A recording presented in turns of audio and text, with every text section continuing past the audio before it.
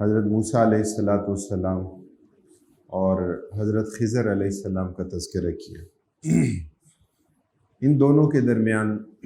جو ایک بات طے پائی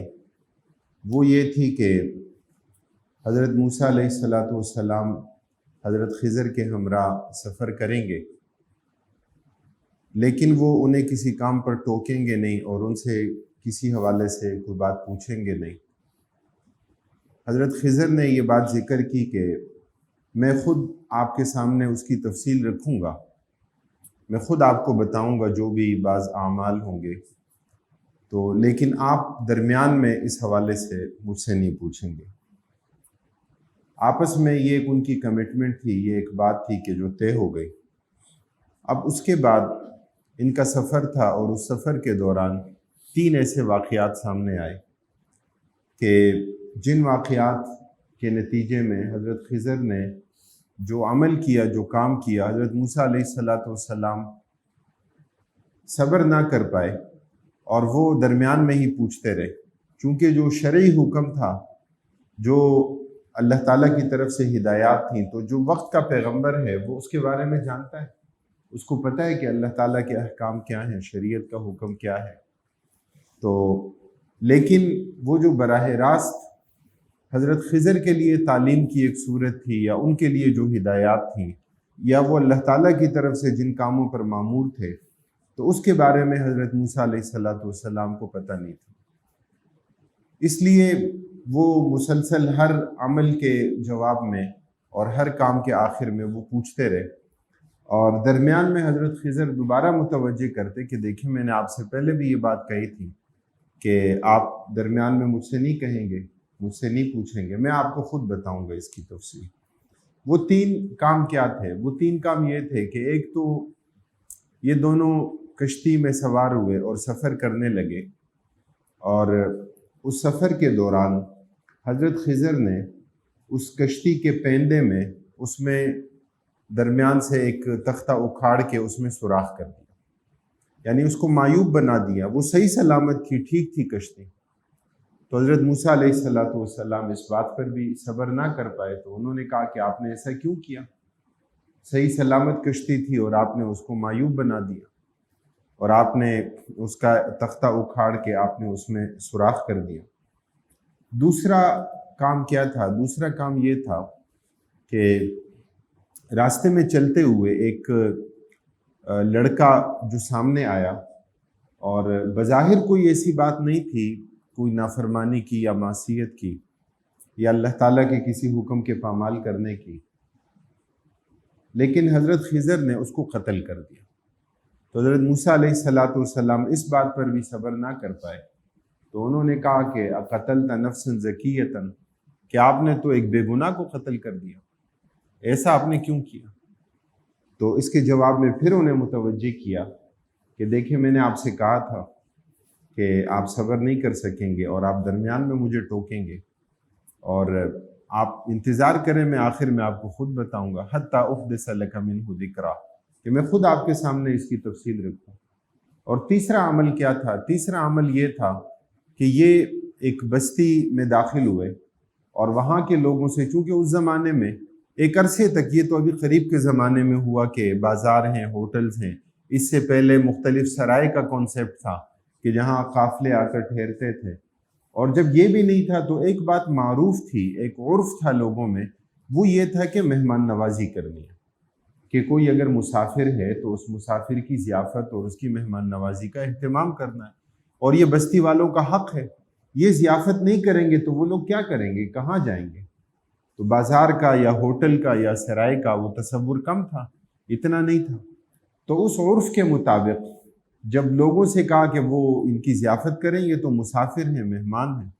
تو ان لوگوں نے اس عرف سے بھی منہ موڑا اور انہوں نے کہا کہ ہم تو آپ کی ضیافت نہیں کریں گے۔ فَأَبَوْا أَن يُضَيِّفُوهُمَا، کہا کہ ہم آپ کی مہمان نوازی نہیں کریں گے۔ یہ بات تو بہت معیوب تھی کہ یہ کیسے لوگ ہیں، کیسی بستی والے لوگ ہیں کہ یہ مہمان نوازی نہیں کر رہے۔ اب وہاں چلتے چلتے دیکھا کہ ایک دیوار گر رہی ہے۔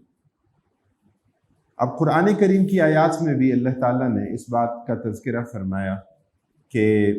اس دیوار کو سہارا دیا یا اس کو ٹھیک کر دیا کہ جس کے نتیجے میں وہ گرنے سے بچ جائے، اور یہ حضرت خضر علیہ السلام نے کیا۔ تو حضرت موسیٰ علیہ السلام یہاں بھی صبر نہ کر پائے، تو انہوں نے کہا کہ اس بستی کے لوگوں نے ہماری ضیافت کرنے سے، مہمان نوازی کرنے سے انکار کر دیا، اور آپ نے ان کی دیوار کو جو گر رہی تھی آپ نے اس کو ٹھیک کر دیا، تو ایسا کیوں کیا؟ تو حضرت خضر علیہ السلام فرماتے ہیں کہ ھذا فراق بینی و بینک، کہ اب یہ میرے اور آپ کے درمیان کیا ہے؟ جدائی ہے۔ اور اب میں آپ کو ان تینوں کاموں کی توجیہ کے بارے میں بتاتا ہوں کہ ایسا آخر کیوں کیا۔ اور فرمایا کہ وما فعلتہ عن امری، میں نے خود اپنی طرف سے نہیں کیا، یہ مجھے اللہ کی طرف سے حکم تھا۔ تو اس میں ایک تعلیم تھی، وہ یہ تھی کہ وہ فوق کل ذی علم علیم، کہ ہر ایک علم والے سے بڑھ کر ایک علم والا موجود ہے، اور اللہ تعالیٰ کے احکام ہیں، اللہ تعالیٰ کی مشیت ہے،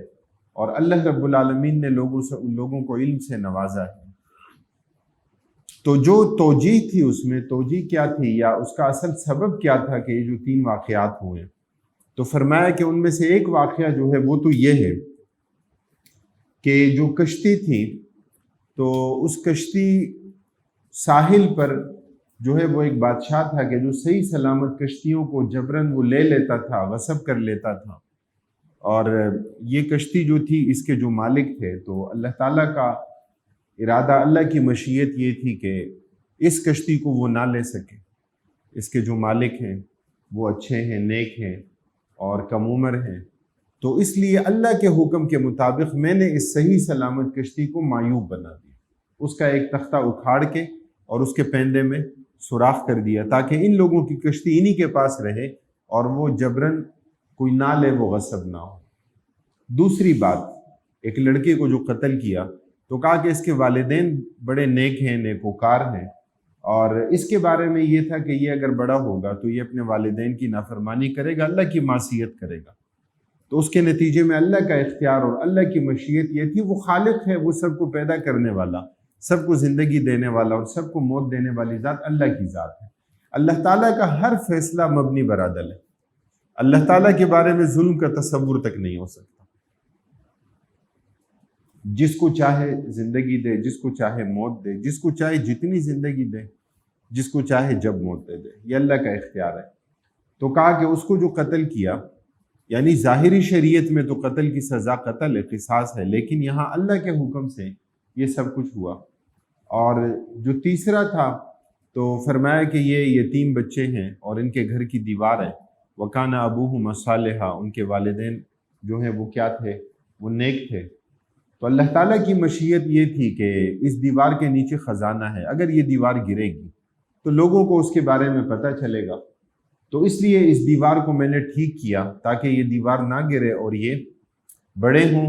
تو یہ خود ہی اس کو نکالیں بھی اور اس سے فائدہ بھی اٹھا سکیں۔ تو ان تینوں کاموں میں اللہ تعالیٰ کی حکمت، اللہ تعالیٰ کی مشیت وہ کار فرما تھی، اور اس کے نتیجے میں اس طرح ہوا۔ ان آیات میں اس بات کی طرف اشارہ موجود ہے کہ اللہ تعالیٰ نے ہر علم والے سے زیادہ اللہ نے کسی اور کو علم والا بنایا ہے، اور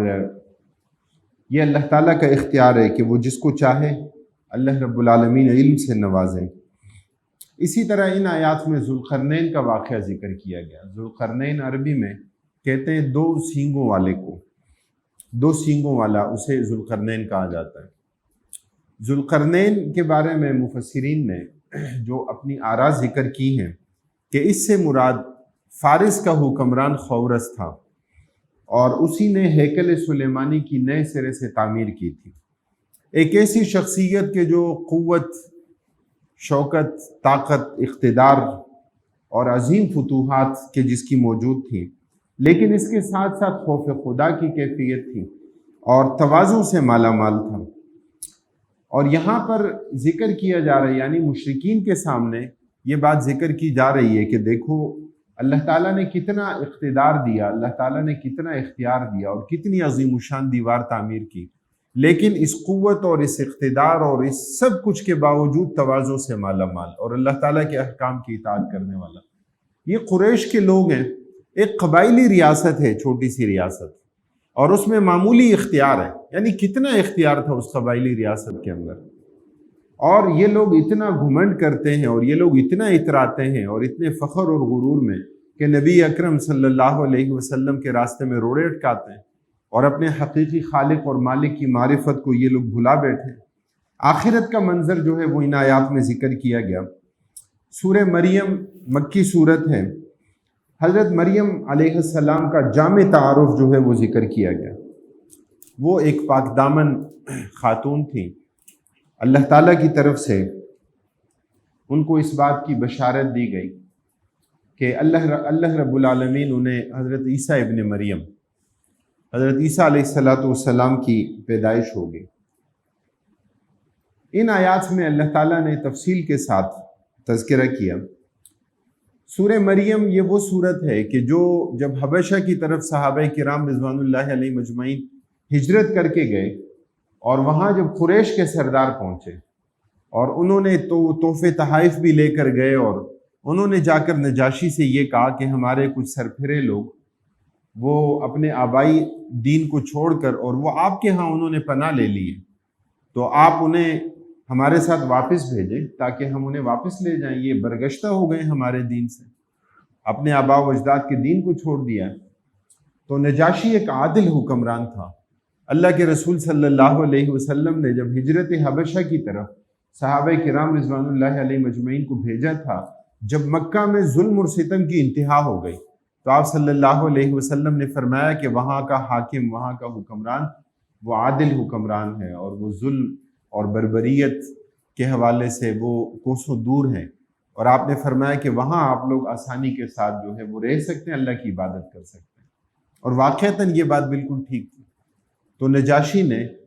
قریش کے سرداروں سے کہا کہ میں آپ کی بات یک طرفہ سن کر کیسے فیصلہ کر سکتا ہوں، جب تک دوسرا فریق سامنے نہ ہو تو ان کو بھی میں بلاؤں، ان سے بھی پوچھوں کہ آخر ان کا کہنا کیا ہے، وہ کیوں یہاں پر آئے ہیں اور انہوں نے کیوں مکہ کی وادی کو چھوڑا ہے، اس بستی کو ترک کر کے یہاں پر آئے۔ جب صحابہ کرام رضوان اللہ علیہ مجمعین کو بلایا گیا، صحابہ کرام نے آپس میں مشورہ کیا، اور مشورہ یہی تھا کہ ہم بلا کم و کاست جو ہمارا دین ہے اور جو ہماری دعوت ہے کچھ نہیں چھپائیں گے، بس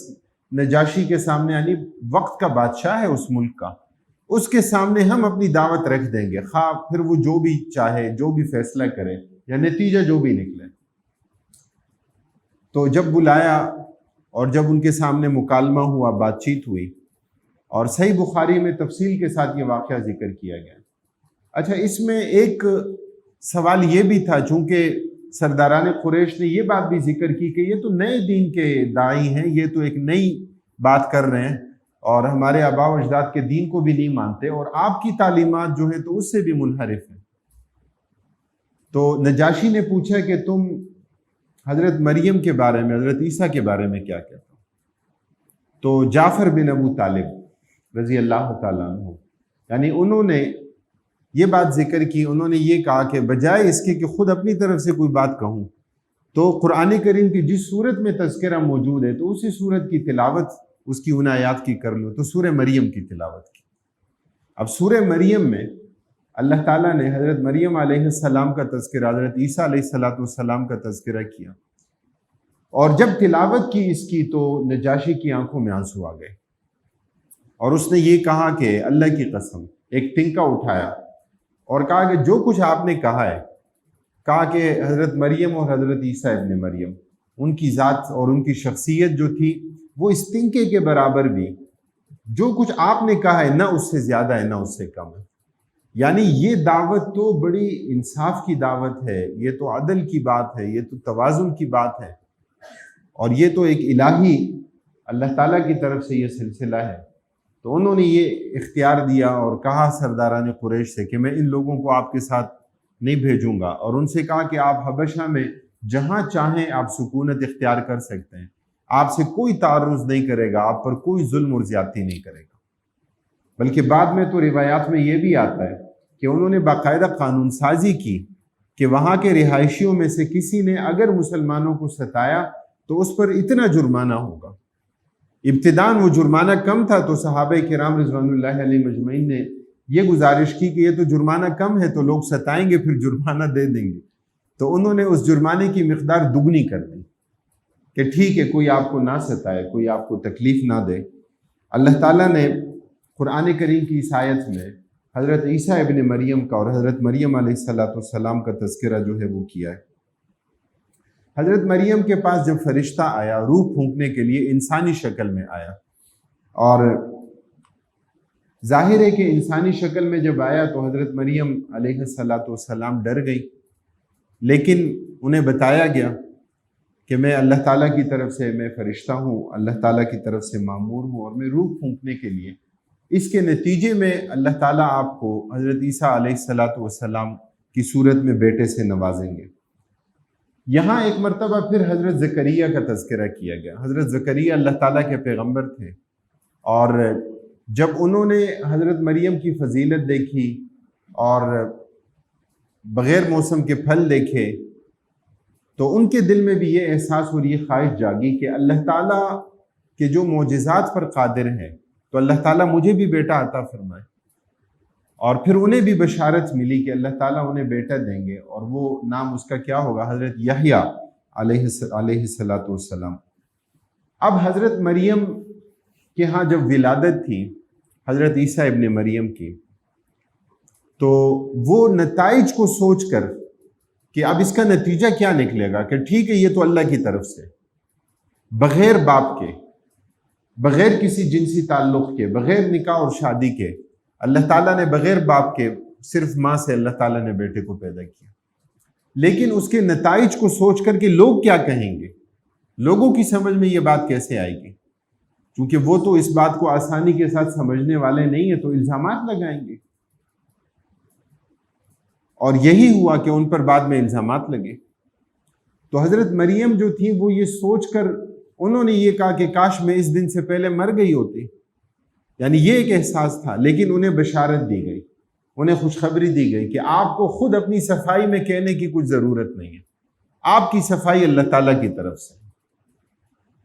اللہ تعالیٰ کی طرف سے یہ معجزتاً ہوا ہے۔ اور ان سے یہ ان کو حکم دیا، اور اس کے نتیجے میں انہوں نے یہ فرمایا کہ انی صمت للرحمن فلن اکلم اليوم انسیہ، کہ میں نے روزہ رکھا ہے، چپ کا روزہ، اشارہ کیا کسی سے بات نہیں کروں گی،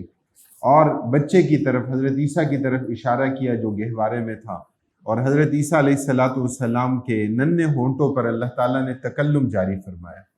کہ انہوں نے گفتگو کی، انی عبد اللہ آتانی الکتاب وجعلنی نبیہ، کہ میں اللہ کا بندہ ہوں اور اللہ تعالیٰ کی طرف سے مجھے نبوت اور رسالت ملے گی۔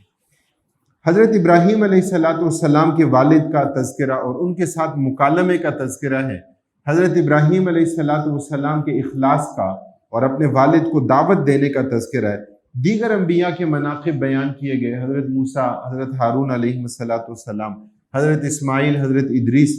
علیہ السلام، قیامت اور جہنم اور جنت کے مباحث کا بیان اور تذکرہ کیا گیا۔ نبی کریم صلی اللہ علیہ وسلم کے لیے تسلی ہے کہ اللہ تعالیٰ اہل ایمان کی محبت لوگوں کے دلوں میں ڈال دے گا، اہل ایمان کے ساتھ لوگ محبت کریں گے۔ سورہ طٰہٰ مکی صورت ہے، نبی کریم صلی اللہ علیہ وسلم کے اسماء گرامی میں سے ایک نام طٰہٰ بھی ہے۔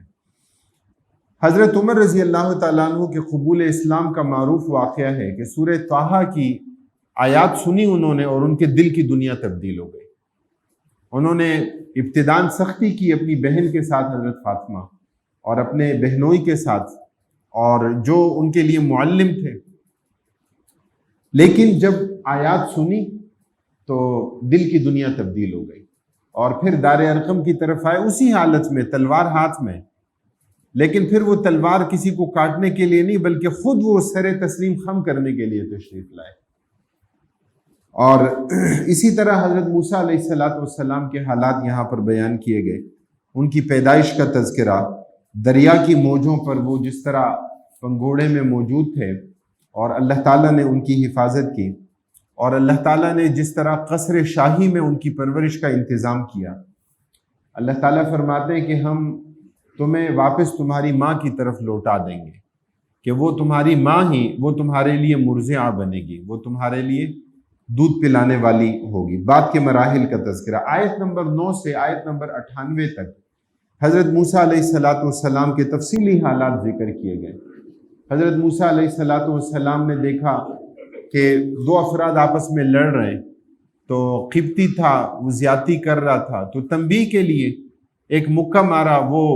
حتمی ہو گیا اور اس کے نتیجے میں اس کی موت واقع ہو گئی۔ قتل کا ارادہ نہیں تھا۔ اس کے بعد اس کے نتیجے میں مصر سے مدین تک کا سفر کیا اور پھر 10 سال وہاں پر رہے، وہاں پر شادی کی، اور پھر اس کے بعد مدین سے مصر واپسی ہوئی۔ اللہ تعالیٰ نے حکم دیا اس بات کا کہ اب آپ دوبارہ فرعون کے پاس جائیں اور اسے دین کی دعوت دیں۔ تاج نبوت سے سرفراز کیا گیا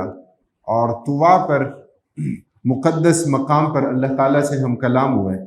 فرعون اور حضرت موسیٰ علیہ السلام کا مکالمہ ذکر ہوا۔ اسی طرح اب اس کے نتیجے میں جب فرعون نے جادوگروں کو بلایا کہ آپ کے پاس شاید جادو ہے، تو جادوگروں کو بلایا اور وہ اپنا جادو انہوں نے پیش کیا اور نتیجتاً جادوگروں کو شکست ہو گئی۔ جادو معجزے کے مقابلے میں کچھ بھی نہیں ہے، معجزے کا مقابلہ نہیں کر سکتا۔ بنی اسرائیل کے سیاہ کرتوتوں کا تذکرہ ہے، سامری کا تذکرہ ہے، اس کے جادو کا تذکرہ۔ حضرت موسیٰ علیہ السلام تشریف لے گئے اللہ تعالیٰ سے ہدایات لینے کے لیے، اللہ تعالیٰ سے ہم کلام ہونے کے لیے، اور حضرت ہارون علیہ السلام قوم میں موجود تھے، اور سامری نے کیا کیا کہ اس نے سونا چاندی زیورات اکٹھے کر کے ان کو پگھلا کر ان کا ایک بچڑا بنایا اور اسے ایک پہاڑ کے اوپر رکھا، اور صورت کیا تھی کہ فرمایا کہ لہو خوار، کہ اس سے آواز نکلتی تھی۔ مفسرین فرماتے ہیں کہ آواز کی کیفیت کیا تھی کہ ایک سوراخ اس کے پیچھے دم کے پاس کیا اور ایک اس کے منہ کے پاس کیا، ہوا داخل ہوتی اور جب نکلتی تھی تو اس سے وہ جو کوئی بھاں بھاں کی آواز نکلتی تھی، تو اور اندر سے کھوکھلا اور خالی۔ اور وہ لوگ کیا سمجھتے تھے؟ گاؤں پرستی کا ان کا جذبہ تھا کہ یہ ہمارا معبود ہے، کہ یہ ہمارا خدا ہے، یہ ہمارا معبود ہے۔ حضرت موسیٰ علیہ السلام جب تشریف لائے تو اپنے بھائی کو بھی ڈانٹا، تو بڑے تھے تو ڈانٹا بھائی کو کہ آپ موجود ہیں، وقت کا پیغمبر اس کا بھائی موجود ہے اور لوگ جو بچڑے کی عبادت کر رہے ہیں۔ تو انہوں نے کہا کہ میں نے سمجھایا ان کو، یہ سب کچھ سامری نے کیا، لیکن اس قوم میں انتشار اور افتراق اتنا بڑھ جاتا اور لڑائی جھگڑا شروع ہو جاتا، تو اس کی بنیاد پر پھر میں نے آپ کا انتظار کیا کہ آپ تشریف لائیں۔ پھر حضرت موسیٰ علیہ السلام نے سامری کو بھی اللہ کے حکم سے سزا دی، لامساس، اور اسی طرح اس بچڑے کو بھی اس کو بھی توڑ دیا گیا اور اس کو جلایا گیا، اور پھر اس کی راکھ اور اس کے جو ٹکڑے تھے وہ دریا میں بہا دیے گئے۔ قرآن فرمایا جزا من جنس العمل ہے، جو عمل ہے اسی طرح کا بدلہ ہے، کہ آخرت میں ہم اندھا بنا کر کھڑا کر دیں گے۔ ہم کہیں گے تم نے دنیا میں ہماری آیات کو بھلا دیا تھا، آج ہم نے تمہیں بھلا دیا ہے۔